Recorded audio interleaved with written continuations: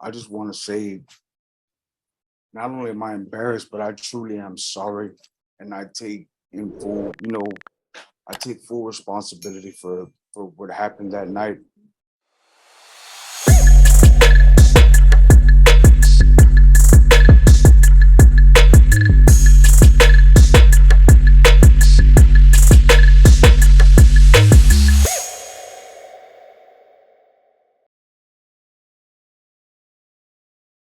All right, the court is calling 2021 CR 9984, State of Texas versus Jose Gonzalez. Can I have parties announced for the record for the state? Jason Garahan, Your Honor. Defense? Alfonso Cabañas for defendant Jose Gonzalez. And are you Mr. Gonzalez? All right, you're gonna need to keep your voice up so that the court reporter can hear. And so that I can hear. You entered a plea of no contest to count 1 for the offense of murder on June 13. According to the plea bargain agreement, punishment is to be assessed at a cap of 35 years in the prison. There's an affirmative finding of deadly weapon, and there are 2 cases that are being taken in consideration. Those cause numbers are 2021 CR 9982 and 2021 CR 9983.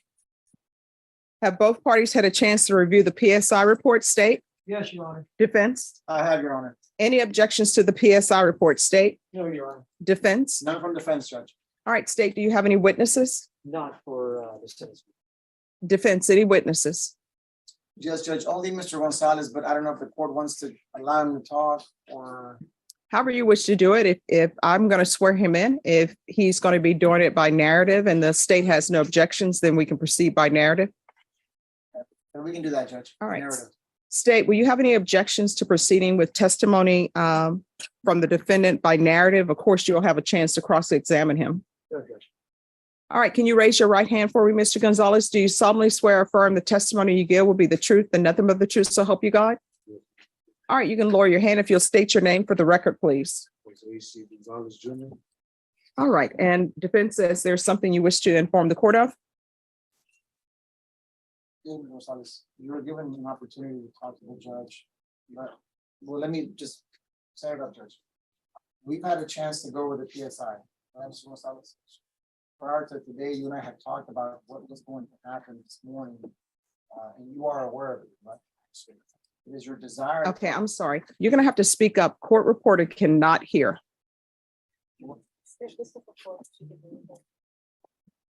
All right, yes. It is your desire, Mr. Gonzalez, to talk to the judge about the sentencing today and tell her what it is you feel or what it is you want her to know about the sentencing, correct? Yes, sir. Okay. Go ahead, Mr. Gonzalez. Judge Boyd, I stand before not only you, but the family of the victim as well. Okay, I am so sorry, but you're whispering, and I know it's hard, but if the court reporter can't hear you, and I can't hear you, then what you're saying is not going to make a difference because I can't hear you. I stand before the judge today, ma'am, not only the judge, but the family of the victim as well, ma'am. And I just want to say, not only am I embarrassed, but I truly am sorry. And I take in full, I take full responsibility for what happened that night. And it wasn't intentional.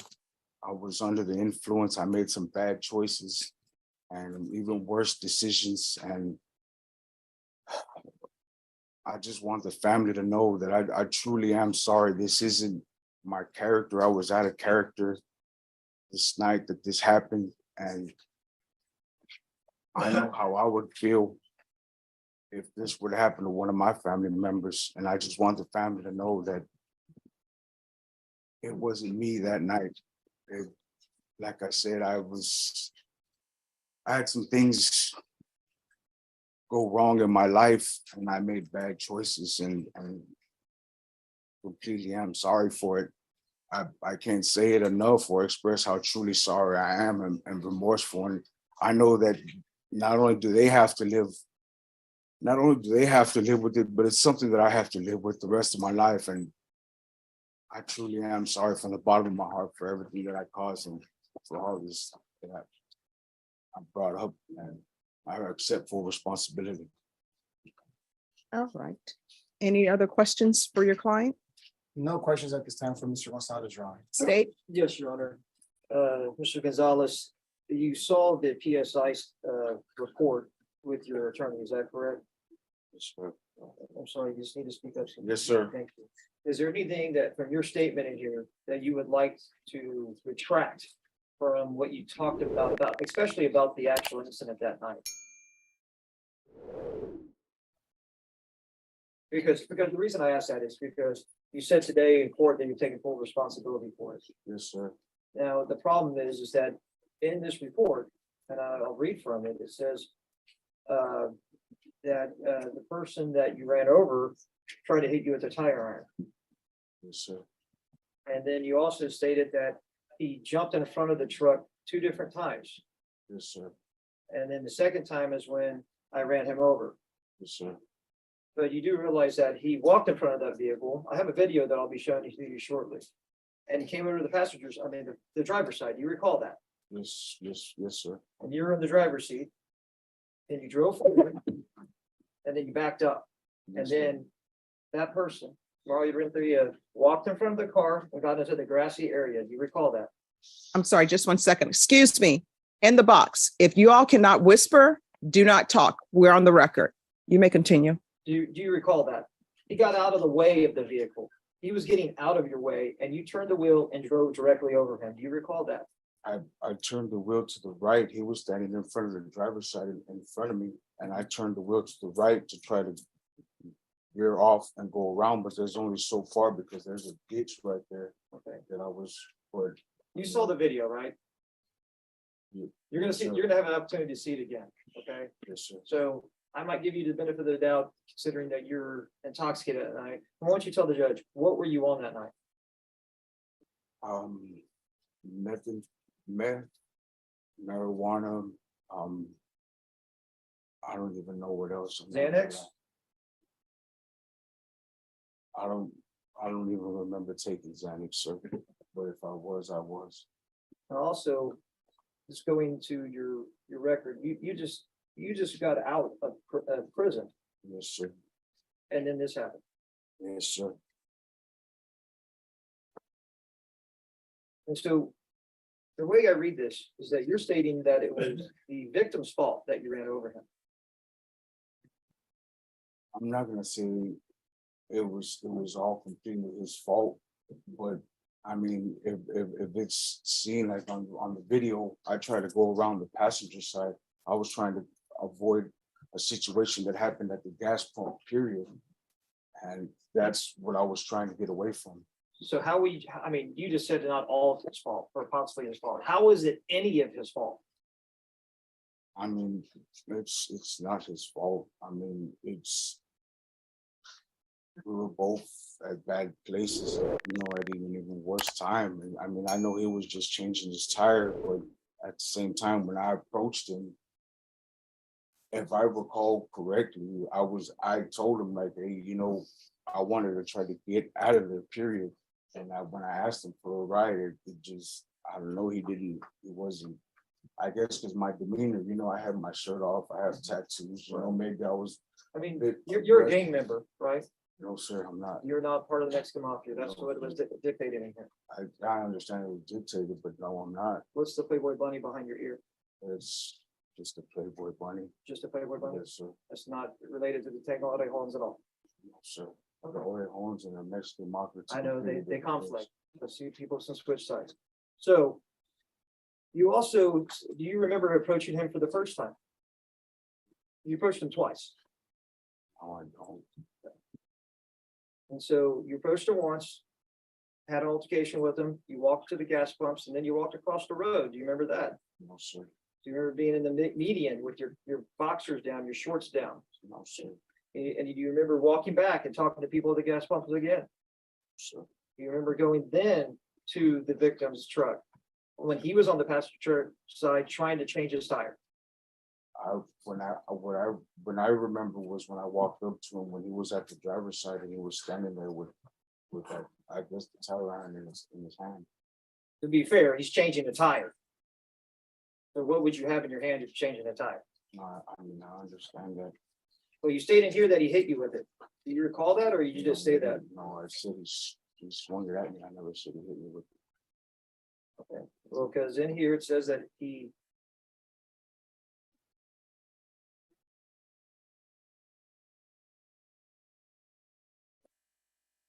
Okay, yeah, I closed the door and the guy was standing there with the tire on. Was that the individual, the victim that you're talking about?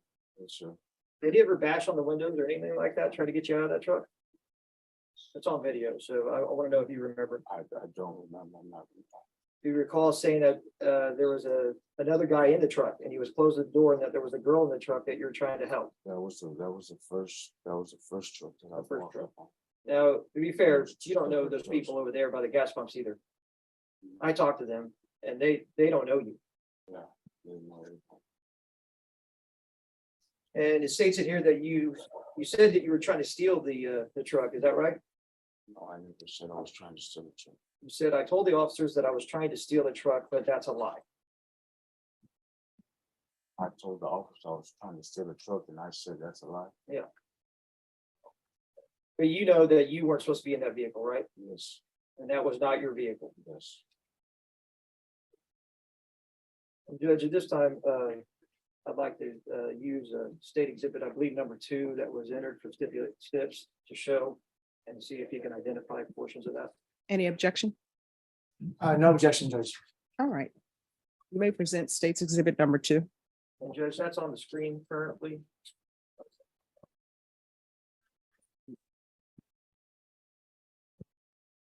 At your computer?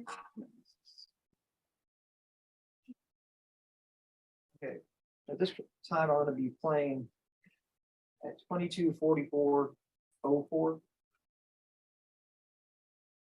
Sir. You see that person right there? Yes, sir. And is that you? Yes, sir. And that's you with your shirt off, but is that correct? Yes, sir. Where are you approaching? Can you see?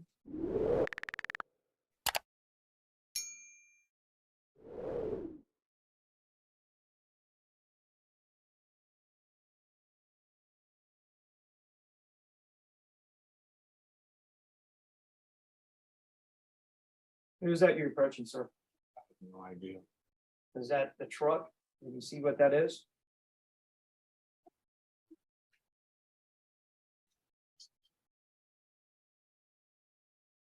You see that there's a person on a bicycle there too, is that right? Yes, sir. I can, And do you know that individual? no, sir. So he's standing there while you're at that truck. Is that correct? Yes, sir. Did you see yourself walk off there? Yes, sir. Okay. That's the first time you approached the victim at a truck. Now I'm going to 22:50:33. I'm going to start playing it here.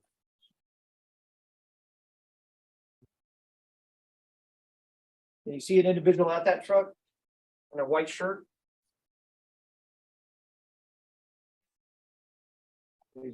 He just walked around, there's a glitch. Now you're gonna see another person walk up right here. You know who that person is? Can't see that good from here. I'm sorry? I'm sorry. Can't see that good from here. Well, I'll tell you, that's you approaching him for the second time, roughly 6 minutes later. After you left him the first time. You approach and you go to the side of the vehicle.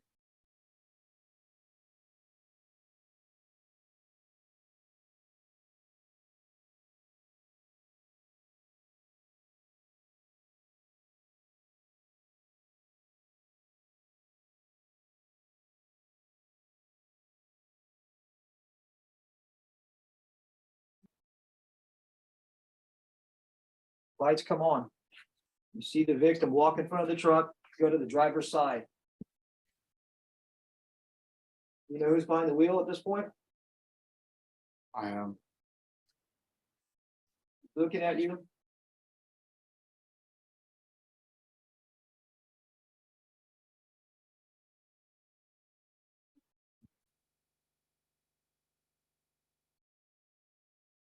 drive forward where you could have driven off at this point, but you chose not to. You reversed and turned the wheel.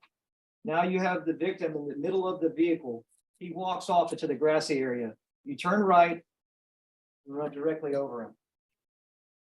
You recall that? No, sir. Second portion here, you ram it into the Texaco. It didn't end up there. You rammed it into Texaco. You'll see you exit the vehicle. Nobody else in that vehicle. Witnesses are going out to check on the victim in the middle of the field. You continue to walk inside of the gas station. Do you recall that? Yes, sir. Walking in the gas station, yes. And Judge, there's many different views, but in one particular that I will be showing to the court is camera angle number 13. And I'll use portions of that. So to save some time for going through every single one of them. But I'll start this at 22:54.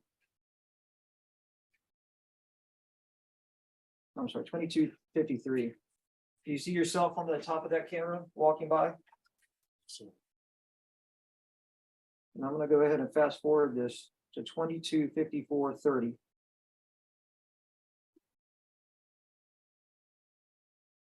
I'm sorry, 22:54:17. Is that you? Yes, sir.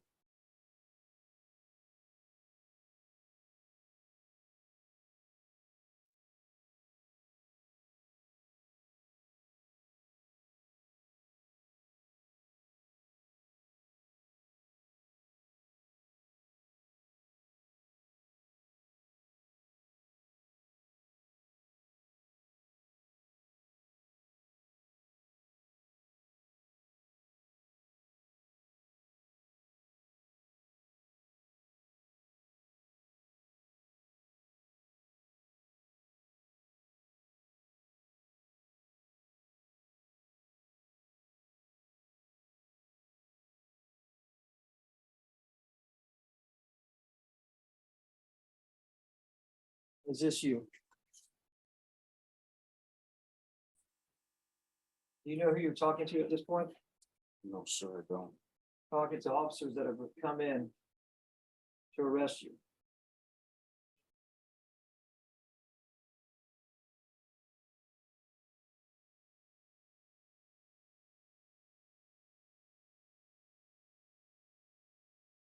This time I'll fast forward it, Your Honor. I'm starting 22:55:42.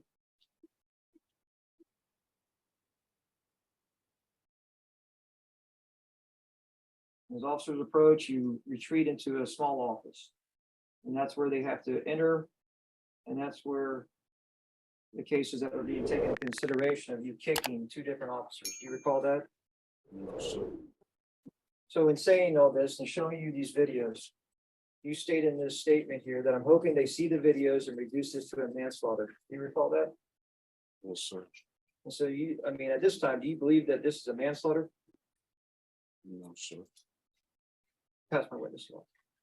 Defense? Judge, just to clarify a point that I think was just misread by the state. In reviewing the PSR, I think the statement was, let me know if this is correct, Mr. Gonzalez. They told the officers that I was trying to steal a truck, but that's a lie. All right, so you never told the precedence investigator person you were trying to steal the truck. It was whoever told them that it was a lie. You weren't trying to steal it. And then, based on what we saw, Mr. Gonzalez, you were under the influence of several drugs, correct? Yes, sir. Nothing further, Judge. State, any further questions? Not for this witness law. All right. Any other witnesses, defense? Not from defense, Your Honor. All right, then the court will hear argument. State, We'll reserve for close, yeah. defense. Thank you, Judge. I think what we just saw, Your Honor, on both video and what we heard from Mr. Gonzalez are the unfortunate consequences of an individual who was heavily intoxicated by multiple drugs. If the court reviews the PSR, it will see that prior to this incident, Mr. Gonzalez did not have any assaultive offenses. It was nothing but drug use, for which he did his time and was on parole. From the beginning of my representation of Mr. Gonzalez, Your Honor, I want the court to know that Mr. Gonzalez has been very apologetic for that night, for the death that he caused and for the terrible loss that it caused to the victim's family. He's never once, Mr. Gonzalez, he's never once told me that he wanted to fight this case or take this case to trial. Nonetheless, we reviewed discovery, we saw the video, we saw the reports, and it is confirmed through the evidence and his testimony that he was heavily intoxicated by use of meth. The court just saw his behavior was erratic. As Mr. Gonzalez said, it's completely out of character for him that evening. But as a consequence of his drug use, Your Honor, there was a person who died, and for whom Mr. Gonzalez expressed his remorse and also his sorry to the family. And I say that, Judge, because I want the court to consider what Mr. Gonzalez said, the PSR, but more importantly, and acknowledging that Mr. Gonzalez from the very beginning accepted his guilt. Regardless of what the state asked him or regardless of his answers, you can tell that Mr. Gonzalez has difficulty expressing himself. But I want the court to know that in no way did Mr. Gonzalez ever or today try to minimize his guilt or put the blame on the victim. He accepted responsibility. He told the court he was under the influence of drugs. And he didn't.